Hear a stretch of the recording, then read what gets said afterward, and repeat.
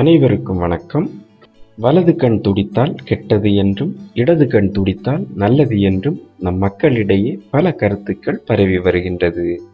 ஆனால் கண்கள் துடிப்பது நல்லது என்று சொல்ல முடியாது.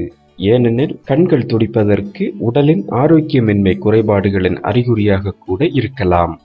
உடம்பில் உள்ள புற நரம்புகளின் இயல்புக்கு மீறிய மிகையான தூண்டலின் காரணமாக சில நேரங்களில் கண்களின் நரம்புகளும் அதனை சார்ந்த தசைகளும் துடிக்கும். இந்த கண்கள் துடிப்பிற்கு மயோகீமியா என்று மருத்துவத்துறையில் கூறுவார்கள். குடிப்பழக்கம், சோர்வு, கண்கள் வறட்சி, மன அழுத்தம், அதிக காஃபி குடிப்பது, சரிவிகித சத்துக்களின் பற்றாக்குறை, அலர்ஜி, அதிக நேரம் புத்தகம் படிப்பது போன்ற செயல்பாடுகள் கண்களின் ஆரோக்கியத்தை குறைத்து கண் துடிப்புகளை ஏற்படுத்துகிறது. ஆனால் நீண்ட நாள் கண் துடிப்பு அல்லது வெட்டி இழுப்பது போன்ற பிரச்சனைகள் இருந்தால் அது மூளை தொடர்பான கோளாறாகவும் இருக்கலாம்.